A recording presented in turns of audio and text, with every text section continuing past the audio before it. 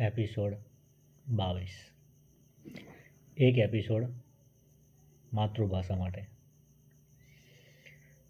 21 ફેબ્રુઆરી વિશ્વ માતૃભાષા દિવસ ભારત દેશ માટે ગુજરાતીઓએ શું નથી કર્યું. સરદાર વલ્લભભાઈ પટેલ રજવાડાઓને એકઠા કર્યા. ગાંધીજી કે જેણે દાંડી કૂચ યાત્રા કરી. નરેન્દ્ર મોદી જે અત્યારે વડાપ્રધાન છે. BAPS સંસ્થાના પ્રમુખ મહંત સ્વામી મહારાજ.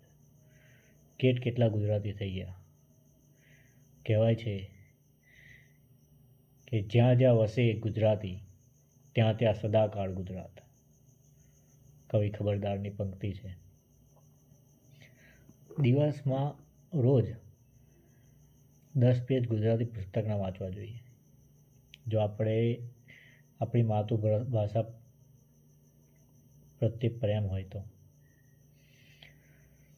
એની સાધના કરવી જોઈએ. અત્યારે ગુજરાતીમાં ઘણી બધી મૂવી એ આવી રહી છે, તો એ બહુ ખુશીનો ગૌરવ લેવા જેવો વિષય છે.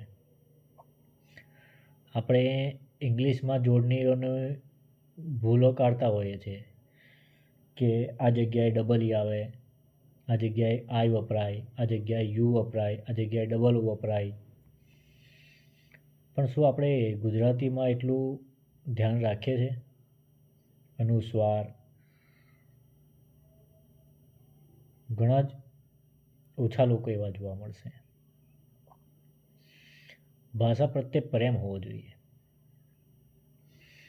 મને પહેલેથી જ ગુજરાતી ભાષા પ્રત્યે પ્રેમ. પુસ્તક આવ્યું હોય કે ના આવ્યું હોય, લાઇબ્રેરીમાં જતું રહેવાનું, પુસ્તકો લઈ આવવાના. 6-7 ધોરણમાં હતો ત્યારે તો હું આગલા વર્ષના સ્ટુડન્ટ હોય તેમને ત્યાંથી પુસ્તકો લઈ આવું અને તે વાંચતો. ખાસ કરીને મારી ગુજરાતીની બુક વર્ષમાં 2-3 વાર તો વંચાઈ જ ગઈ હોય.